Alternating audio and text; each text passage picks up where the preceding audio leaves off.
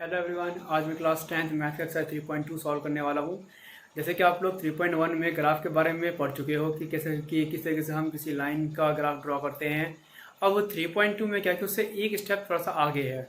आगे क्या है कि अब हमें ना ये ग्राफ करना है, लाइन्स ड्रॉ करनी है। लाइन्स ड्रॉ करने के अलावा अब क्या है कि इसमें एक ही ग्राफ पे आपको दो लाइन ड्रॉ करनी है और ये बताना है कि वो दो लाइन आपस में इंटरसेक्ट कर रही हैं, पैरेलल हैं या कोइंसिडेंट है। अब अगर वो इंटरसेक्टिंग है या पैरेलल हैं या कोइंसिडेंट है, तीनों के लिए एक एक कंडीशन दे रखी है। और वो कंडीशन समझने के लिए सबसे पहले समझना ये जरूरी है कि कोई भी लाइन जो है उस लाइन की जनरल इक्वेशन क्या है। तो किसी भी लाइन की जो जनरल इक्वेशन है किसी भी लीनियर इक्वेशन के लिए टू वेरिएबल में वो होती है a x plus B Y plus c equals to zero. जब हम दो लाइंस की बात करते हैं तो हम a1x plus b1y plus c1 zero लेते हैं और a2x plus b2y plus c2 zero. तो इस तरीके से हम ये दो लाइन लेते हैं। अब इनमें जो ये कांस्टेंट है a b c, इनका रेशियो लेते हैं और इनके रेशियो के बेस पे फिर हम जज करते हैं कि हमारा जो लाइंस है वो ना इंटरसेक्टिंग है, पैरेलल है या कोइंसिडेंट है। तो अब इसको मैं कॉपी पे समझाता हूँ नोटबुक पे, तो एक बार आप इसको और अच्छे से समझिए। ओके स्टूडेंट, तो स्टार्ट करते हैं वीडियो को। मालूम है कि जनरल कंडीशन क्या है, a1x plus B Y plus C equal to zero. किसी भी लाइन के लिए अगर हम ग्राफ ड्रॉ करते हैं, ये जो ग्राफ है सब ये वाला ग्राफ है, इस ग्राफ पे आप एक्स वाई जेड कैसा भी लाइन ड्रॉ करो, इसके लिए जो जनरल इक्वेशन है वो होता है a x plus B Y plus C equal to zero. अब अगर दो लाइन है तो हम दो लाइन के लिए a1x plus b1y plus c1 equal to zero ले सकते हैं। दूसरा a2x plus b2y plus c2 equals to zero. अब स्टूडेंट सबसे बड़ा जो इसमें डाउट है, जो हमारा क्वेश्चन है वो ये है कि हमें कैसे मालूम पड़ेगा सिर्फ इनको देख करके कि अगर हमारे पास दो लाइन है, सपोज एक लाइन यहाँ पे है, ये लाइन आपस में पैरेलल हैं या ये किसी एक पॉइंट पे जाके इंटरसेक्ट करेंगे या ये दोनों लाइन सेम लाइन है, मतलब कि एक के ऊपर एक लाइन, ठीक है, ये है। तो ये कंडीशन हमें कैसे मालूम पड़ेगा? तो इनको मालूम करने के लिए जो तरीका है वो ये है कि हम इनका निकालेंगे रेशियो। अब देखो, अगर इनके रेशियो इक्वल नहीं है, a1 अपॉन a2 इक्वल नहीं है b1 अपॉन b2 के, तो इसका मतलब क्या है कि ये जो लाइन है ये आपस में इंटरसेक्ट करेंगी। सपोज करो ये हमारा लाइन है a1x plus b1y plus c1 और ये है हमारा a2x plus b2y plus c2 equals to zero. तो अब अगर ये इनका रेशियो a1 a2 का अपॉन और b1 b2 का रेशियो, ये रेशियो इक्वल नहीं है, तो इसका मतलब है कि ये होगा इंटरसेक्टिंग, कि ये किसी किसी पॉइंट जाके इंटरसेक्ट करेंगे। ओके स्टूडेंट्स, सेकंड कंडीशन, अगर ये सपोज a1 और a2 पैरेलल आ जाते हैं, लेकिन इक्वल आ जाते हैं और c1 और c2 इसका रेशियो इक्वल नहीं है, तो ये किस होता है हमारा पैरेलल लाइन का, यानी कि ये तब होगा जब ये लाइन क्या होंगे, पैरेलल होंगे। इसका मतलब क्या है कि सपोज करो कि कोई लाइन है 4x plus 6y plus 9 equals to zero, और एक दूसरा लाइन हो जाता है, सपोज करो आप यहाँ पर ले लो 8x plus 12y plus 15 equals to zero. अब देखो 4/8 यानी कि 1/2 हो जाएगा, 6/12 ये भी हमारा 1/2 हो जाएगा, लेकिन 9/15 ये हमारा 3/5 हो रहा है, यानी कि ये तो इसके इक्वल नहीं है ये रेशियो, इन दोनों से किसी का भी इक्वल, और ये आपस में इक्वल हैं। तो इसका मतलब है कि ये जो लाइन बनेगा ये हमारा पैरेलल लाइन बनेगा। ओके स्टूडेंट, अब थर्ड कंडीशन है कि कोइंसिडेंट का, कि ये लाइन क्या सेम लाइन है। कोइंसिडेंट का मतलब ये होगा कि अगर कोई लाइन ये है और दोबारा इसी के ऊपर कोई लाइन जा रही हो, दूसरी लाइन, तो उसको हम बोलते हैं कोइंसिडेंट। ओके, अब इसके लिए जो कंडीशन होती है वो ये होती है कि ये तीनों ही जो है रेशियो ये आपस में इक्वल होना चाहिए, यानी कि a1 a2 इक्वल होना चाहिए हमारा b1 b2 के, और ये इक्वल होना चाहिए c1 c2 के, तो ये कहलाएगा हमारा कोइंसिडेंट। ओके स्टूडेंट्स, अब आप खुद भी सोचो कि अगर सपोज करो क्योंकि हमारा कोई लाइन है 2x plus 3y plus 4 equals to zero. अब अगर मैंने एक दूसरा लाइन लिया 4x plus 6y plus 8 equals to zero, अब अगर मैं यहाँ से 2 कॉमन ले लूँ तो ये दोनों लाइन तो सेम बन जाएंगे। ये हमारे पास 2x 3y 4 है, यहाँ से मैं 2 कॉमन ले लूँगा तो 2x प्लस 3y प्लस 4 ये भी बन जाएगा, नो डाउट। तो इसका मतलब क्या है कि इस तरीके से ये कोइंसिडेंट बन जाते हैं, यानी कि जो दो लाइन बिल्कुल सेम हो, एक दूसरे को ओवरलैप करे। ओके स्टूडेंट्स, तो अगर आप लोग ये समझ में आ गया हो तो अब स्टार्ट करते हैं इसका एक्सरसाइज वर्क 3.2 का फर्स्ट क्वेश्चन कह रहा है कि from the pair of linear equations in the following problems and find their solution graphically, कि हमें इन प्रॉब्लम को पहले तो लीनियर पेयर बनाना है और उसको फिर ग्राफ में सॉल्व करना है। तो स्टार्ट करते हैं फर्स्ट क्वेश्चन से। तुम्हारा फर्स्ट क्वेश्चन है कि 10 students of class 10 took part in mathematics quiz, कि 10 स्टूडेंट जो है क्लास 10 के वो एक मैथमेटिक्स क्यूज में पार्टिसिपेट करते हैं। If the number of girls is 4 more than the number of boys, कह रहे हैं कि अगर नंबर ऑफ गर्ल्स जो हैं वो 4 ज़्यादा है नंबर ऑफ बॉयज़ से, find the number of boys and girls who took part in the quiz. अब देखो दो कंडीशन, पहला तो हमें ये मालूम है कि जो टोटल स्टूडेंट्स हैं वो 10 हैं, दूसरा जो गर्ल्स हैं वो बॉयज़ से 4 ज़्यादा हैं। तो हम इसमें किसी को भी एक्स को भी वाई ले सकते हैं। मैं इसमें बॉयज़ को एक्स लेता हूँ और गर्ल्स को वाई लेता हूँ। तो students let number of boys be X and number of girls equals to Y. तो पहला कंडीशन है कि टोटल स्टूडेंट कितने हैं 10, सो हमारा X plus Y equals to हो जाएगा 10, फर्स्ट कंडीशन। ओके, सेकेंड हमारा क्या कह रहा है कि नंबर ऑफ गर्ल्स जो हैं वो बॉयज़ से 4 ज़्यादा है, यानी कि Y equals to X plus 4 है। तो अब इस एक्स को हम इधर ले आते हैं तो ये क्या हो जाएगा X minus Y plus 4 equals to 0। Equation 2, इसमें भी हम 10 को इधर ले आते हैं तो x plus Y minus 10 equals to 0। Okay students, तो इस तरह से ये हमारे दो इक्वेशंस बन चुके हैं। अब आ रहा है कि इसके लिए हमें बनाना है ग्राफ। तो ग्राफ के लिए वही मेथड जो हमने 3.1 में यूज़ किया है, कि पहले मैं इसके लिए जो हमारा पहला इक्वेशन है फॉर इक्वेशन 1, अब इक्वेशन 1 क्या है हमारा, ये x plus Y equals to 10 है। तो यहाँ पे अगर मैं x और y, x की जगह अगर 0 लूँगा तो y क्या आ जाएगा 10, और y की जगह 0 लूँगा तो x हो जाएगा मेरा 10। तो ये मेरी वैल्यूज़ आ गई। दूसरा फॉर इक्वेशन 2, और इक्वेशन 2 क्या है मेरा x माइनस वाई है और प्लस 4 को इधर भेज देते हैं इक्वल माइनस 4। तो अब यहाँ पर अगर मैं ये बॉक्स बनाता हूँ तो ये मुझे वे बहुत अच्छा लगता है, ये बॉक्स बना करके ग्राफ बनाना, फिर ये बहुत इजी हो जाता है। तो अब देखो अगर x की जगह मैं 0 रखता हूँ तो y हो जाएगा 4, और y की जगह मैं 0 रखूँगा तो x हो जाएगा मेरा माइनस का 4। अब ये आ गया माइनस 4 0 0 4। अब इसके बाद करना क्या है, हम लोगों को ग्राफ ड्रॉ करना है। तो ग्राफ ड्रॉ करने के लिए मैं यहीं पे एक ग्राफ ड्रॉ कर रहा हूँ, मैं ग्राफ पेपर यूज़ नहीं कर रहा हूँ, और आप लोग अपने स्कूल के होमवर्क के लिए ग्राफ पेपर यूज़ करना और स्टूडेंट, और अभी हम रफ प्रैक्टिस के लिए कहीं भी कर सकते हैं। अब देखो स्टूडेंट्स, मैंने ये यहाँ पे ग्राफ बना लिया है रफ। तो पहला पॉइंट मेरा क्या है 0,10 इक्वेशन 1 के लिए, तो 0,10 मेरा पॉइंट यहाँ पे आएगा, सॉरी 0,10 10 वाई एक्सिस पे है तो ये मेरा यहाँ पे आएगा पहला पॉइंट। दूसरा है 10,0, तो 10,0 मेरा यहाँ पे आएगा 10 और 0। अब क्या करना है, इन दोनों पॉइंट को मैच कर लेना है।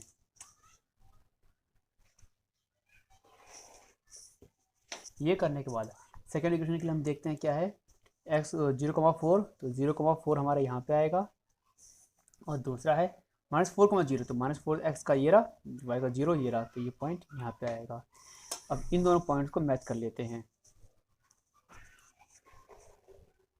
इस तरीके से, और साथ में हम यहाँ पे लिख भी देंगे कि ये हमारा x प्लस वाई इक्वल 10 है, और ये हमारा x माइनस वाई इक्वल -4 है। तो इस तरह से ये हमने ग्राफ ड्रॉ कर लिया है। ओके स्टूडेंट्स, तो आई होप आपको ये समझ आ रहा हो कि इस तरह से हमें इस क्वेश्चन को करना है।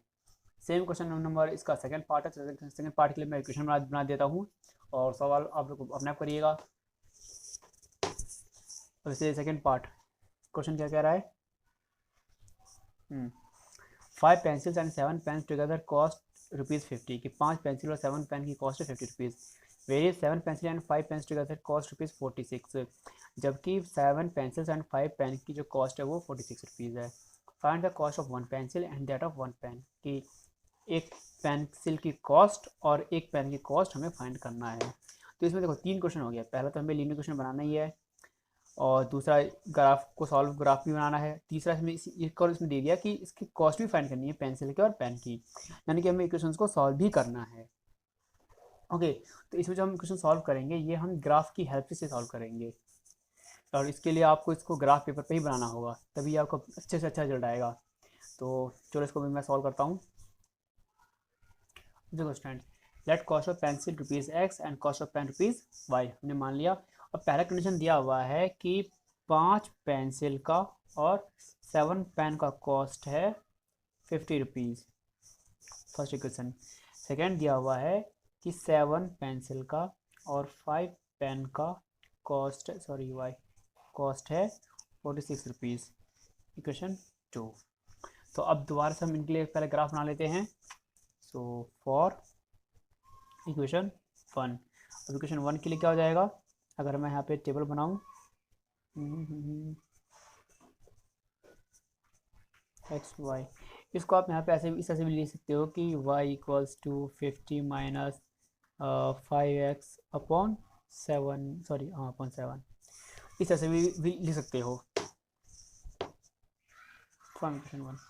तो अगर हम यहाँ पे x की कोई ऐसी वैल्यू रखते हैं जिससे कि हमारा आंसर एक अप्रोक्स नंबर आ जाए, तो यहाँ पे 3 रखता हूँ। x की जगह हम 3 रखेंगे तो 5 से 15 और 50 में से 15 का तो 35, 7 से 35 का जाएगा 5 टाइम्स।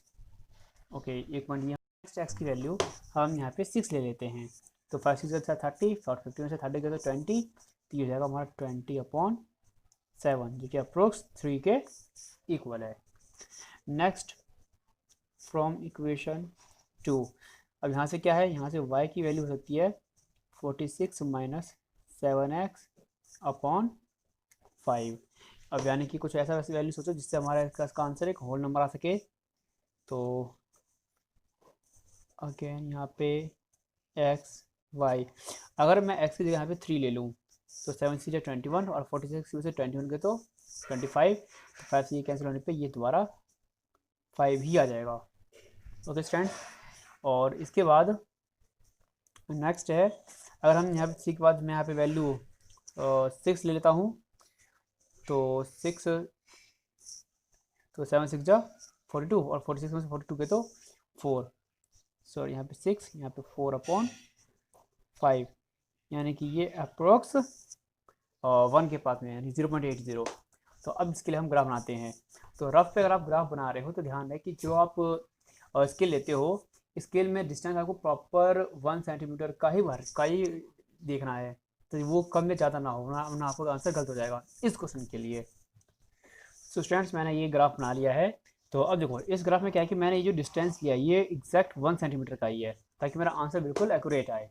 अब देखो पहला ग्राफ के लिए क्या है कि हमारा x3 है y5 है, तो x3 ये रहा, y5 यहाँ पे, तो ये पॉइंट जो है ना आपका, अगर मैं स्ट्रेट लाइन में देखूँ तो ये पॉइंट आपका इधर से यहाँ पे आना चाहिए, ये पॉइंट है, ये स्ट्रेट लाइन में है और यहाँ पे ये स्ट्रेट लाइन में है।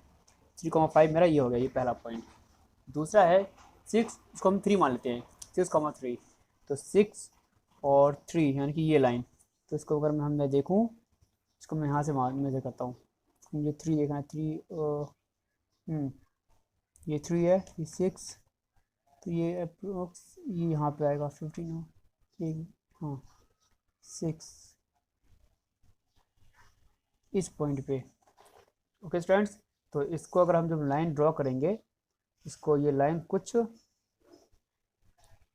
इस टाइप से हो जाएगा, हाँ थोड़ा सा नीचे, ये थोड़ा सा मैंने पॉइंट नीचे इसलिए लिया है क्योंकि यहाँ पे ये 20/7 है, यानी कि 3 से थोड़ा सा कम है, इसलिए इसको मैंने थोड़ा नीचे कर लिया है। तो ये मेरा ये ग्राफ बन गया। अब दूसरा क्या कह रहा है कि 3,5, तो सेम पॉइंट यही रहेगा, और 4,5 यानी कि 0.80, तो 6 मेरा कहाँ पे आएगा, यहाँ पे आएगा, और ये 0.801 का ये पॉइंट करीब यहाँ पे आएगा। इसको अगर आप लाइन पे देखो तो लाइन पे है ये, पॉइंट नीचे है, ठीक है। अब ये पॉइंट है, ये पॉइंट है, अब हम इसको यहाँ पे मैच कर लेते हैं।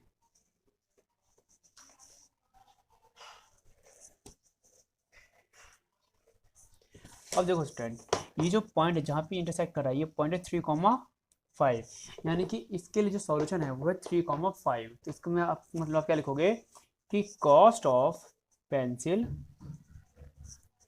Cost of pencil equals to ₹3 और cost of pen equals to ₹5। अब ये सही भी है, क्यों? अगर हम यहाँ पे एक्स की जगह 3 रखते तो 5 3 15 और 7 5 जा 35, 35 और 15 50 आएगा हमारा, करेक्ट है। 7 3 जा 21 और 5 5 जा 25, 25 21 46, यानी कि हमारा आंसर बिल्कुल करेक्ट है। तो स्टूडेंट्स अब बढ़ते हैं नेक्स्ट क्वेश्चन पे, इसमें कह रहे हैं कि हमें कंपेयर करना है और कंपेयर करके ये बताना है कि ये लाइन पैरेलल है, कोइंसिडेंट है या इंटरसेक्टिंग है। तो कंपेयर यानी कि भैया आपको रेशियो निकालना है। तो स्टार्ट करते हैं क्वेश्चन को।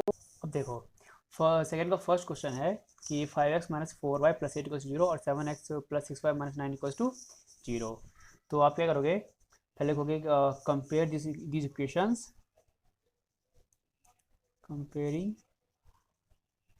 दीज इक्वेशंस विद किससे, a1x + b1y + c1 = 0 and a2x + b2y + c2 = 0 respectively, कि हमें जो है इन दोनों इक्वेशंस को मतलब कि फर्स्ट वाले को इससे, दूसरे वाले को इससे कंपेयर करना है।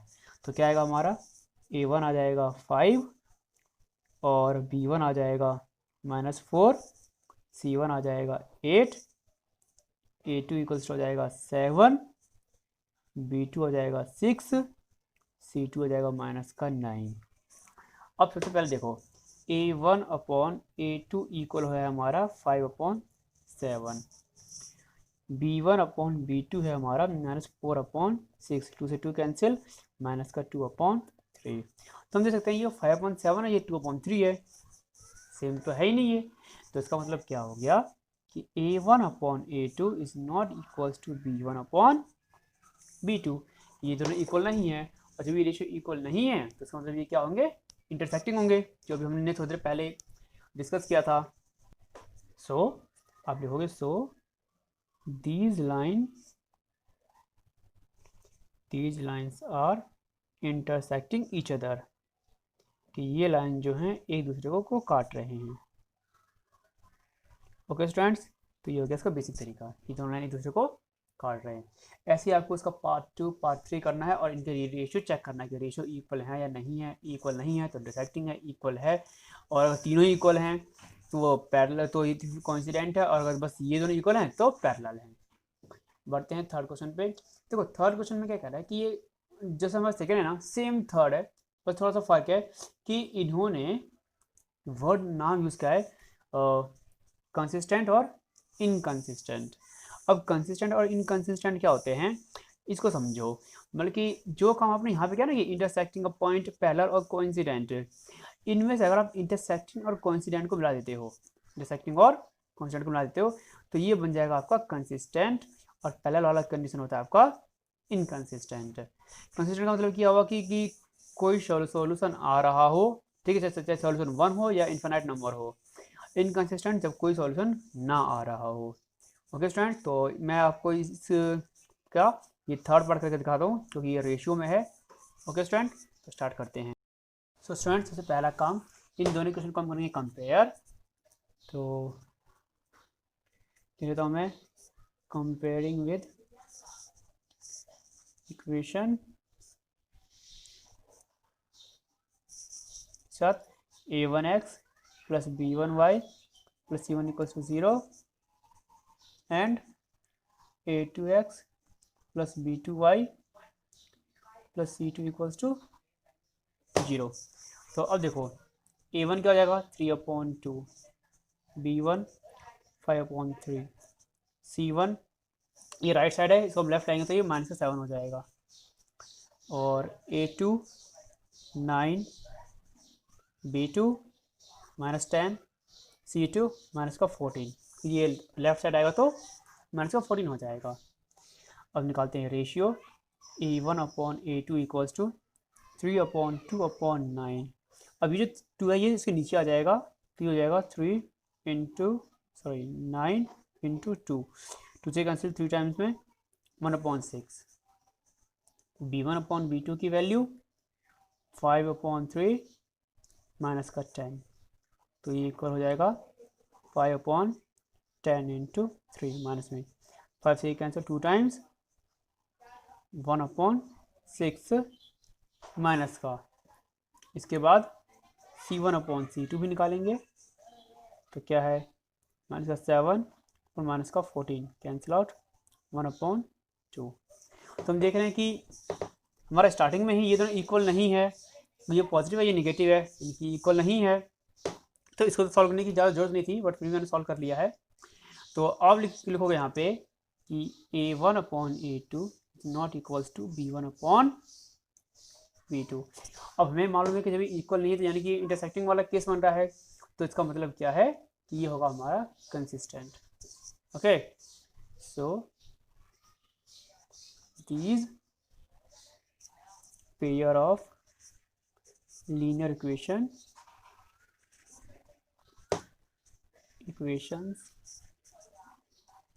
are consistent।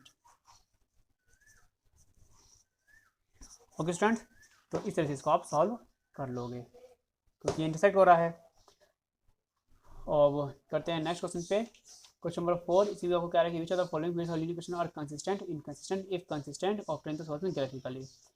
4 भी सेम ऐसे ही करना है, आपको बताना है कि कंसिस्टेंट या इनकंसिस्टेंट है। अगर आंसर कंसिस्टेंट आ रहा है तो उसके आपको लीनियर ग्राफ भी बनाने हैं। तो मुझे नहीं लगता कि इसमें ऐसा कुछ टफ क्वेश्चन है जो मुझे करवाना पड़े। पढ़ते हैं क्वेश्चन नंबर 5 पे। फिफ्थ क्वेश्चन कह रहा है कि half the perimeter of a rectangular garden whose length is 4 more than its width is 36 metre, find the dimension of the garden. कि गार्डन के डायमेंशन निकालने हैं जिसका हाफ पेरीमीटर जो है वो 36 है और लेंथ 4 ज़्यादा है इसके ब्रेथ से। तो दो कंडीशन दिया हुआ है हमको, पहले पेरीमीटर दूसरा लेंथ का कंडीशन। तो सॉल्व करते हैं इसको भी। हम सपोज करते हैं कि जो विड्थ है, विड्थ इसकी x और जो लेंथ है वो है y। तो पहला कंडीशन क्या दिया हुआ है, जो लेंथ है वो विड्थ से 4 ज़्यादा है। ओके, ये कंडीशन हो गया। दूसरा इसमें दिया हुआ है कि जो हाफ ऑफ पेरीमीटर है तो यानी कि x + y वो आपको 36 है। पहला इक्वेशन ये, दूसरा इक्वेशन ये हो गया। अब इनको जो सॉल्व करना है ये आपको ग्राफिकल मेथड से ही सॉल्व करना है। ठीक है स्टूडेंट्स, क्योंकि अभी तक आपने सिर्फ ग्राफ मेथड ही सॉल्व करना स्टार्ट किया है। इसके बाद फिर आपके substitution method, elimination method, cross multiplication method वो आएंगे, तो उन तरीकों से हम सॉल्व करोगे। ओके, हाँ, एग्जाम में आप इनको किसी भी मेथड से सॉल्व कर सकते हो अगर कोई पर्टिकुलर मेथड मेंशन नहीं है तो। ओके, अगर कोई पर्टिकुलर मेथड मेंशन है तो फिर आपको उसी मेथड से करना पड़ेगा। तो from equation 1 y equals to x + 4 है। अब मैं इसका अगर ग्राफ बनाऊं तो ये हो जाएगा मेरे पास x y। x अगर मैं 0 रखूँगा तो y 4 आएगा, और अगर मैं x की वैल्यू 2 रखूँगा तो y की वैल्यू 6 आ जाएगा, वो इंक्रीज होगा। इसी तरीके से फ्रॉम इक्वेशन 2 हमारा क्या हो जाएगा, y equals to 36 minus x, ये हो जाएगा। तो इस केस में क्या है कि हम वैल्यू लेते हैं फिर वही 0 से लेते हैं। अगर हम x 0 लेंगे तो y आएगा 36, और अगर हम y को हम x को लेते हैं, चलो 10 ले लेते हैं, 10 नहीं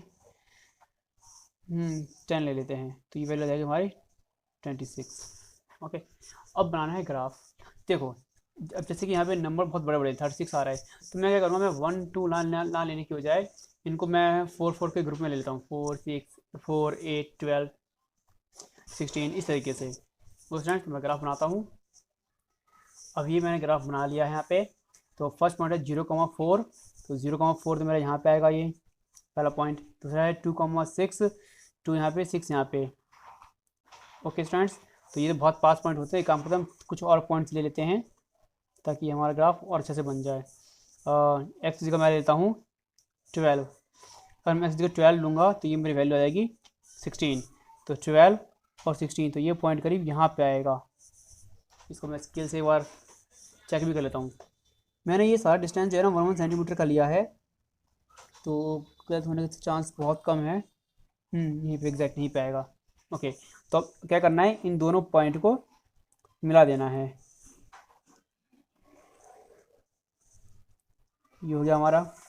सेकंड है 0,36, तो 0 ये रहा, 36 ये रहा इस पॉइंट पे। ओके, नेक्स्ट है 10,26, 10 यहाँ पे, 26 यहाँ पे। तो एक काम करते हैं, इसको भी हम 12 ले लेते हैं ताकि हमें एग्जैक्ट नंबर मिल जाए 12। तो जैसे हम 12 सब्ट्रैक्ट करेंगे तो यहाँ पर आएगा 24। ओके, तो अब देखो 12 यहाँ पे है, 12 की लाइन में चलते हैं, और 24, ये 24, तो ये मेरा लाइन पे ये करीब यहाँ पे आएगा। तो पहला एक पॉइंट ये रहा, दूसरा मेरा 0.36 ये था। तो इन दोनों पॉइंट को मैं क्या करूँगा, अब मैच कर दूंगा।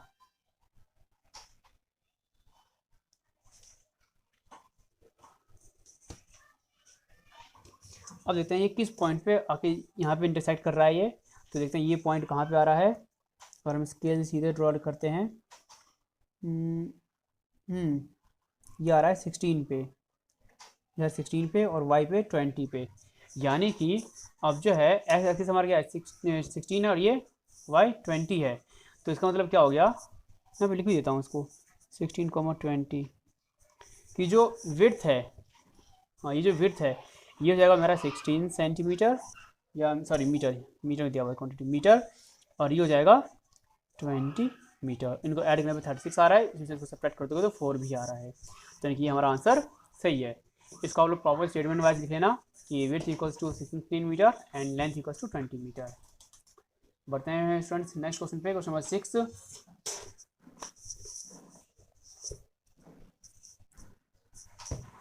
6 में कह रहा है कि given the linear equation 2x + 3y - 8 = 0, कि हमें ये एक लीनियर इक्वेशन दिया हुआ है। Right another linear equation in two variable such that the geometrical representation of pair so formed is intersecting line, parallel lines, coincident lines. कि अब हमें अपने मन से कोई भी 3 ऐसे एग्जाम्पल लिखने हैं जिससे हमारा इंटरसेक्टिंग, पैरेलल और कोइंसिडेंट आ जाए। अब इंटरसेक्टिंग के लिए मुझे मालूम है कि रेशियो इक्वल नहीं होना चाहिए A1/A2 के लिए। तो देखो बहुत ईजी है, इसको मैं यहीं पे कर देता हूँ, स्पेस है।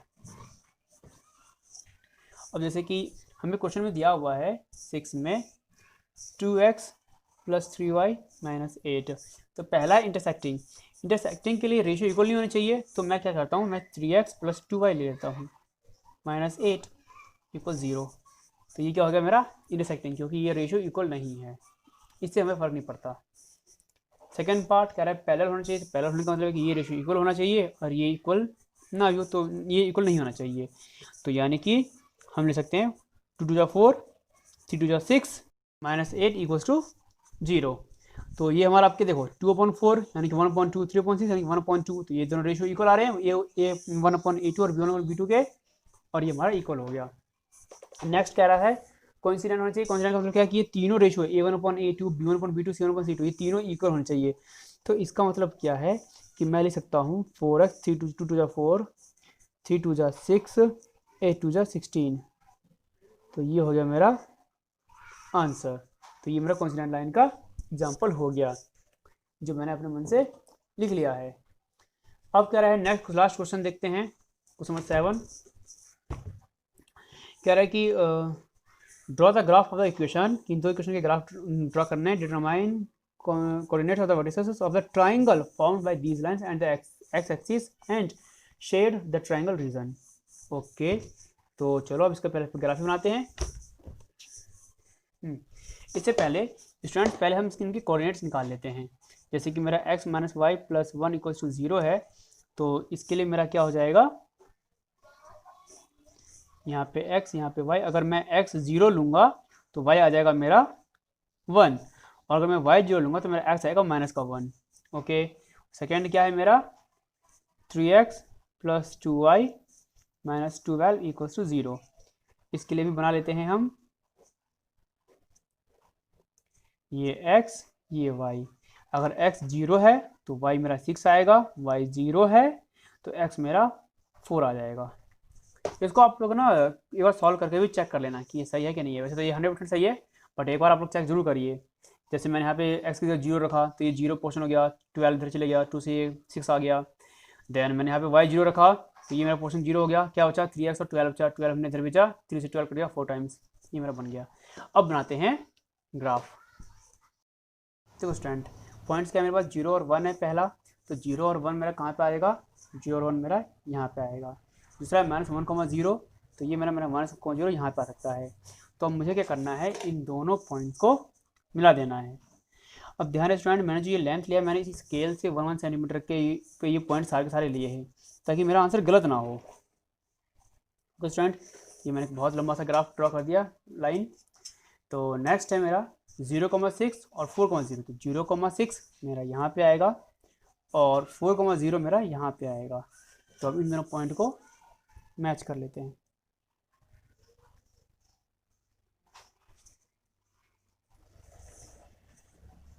ओके स्टूडेंट्स, तो अब क्वेश्चन में कह रहा है कि जो हमें वो कोऑर्डिनेट्स बताने हैं, जहाँ पे ये ट्रायंगल बन रहा है किस साथ, एक्स एक्सिस के साथ में।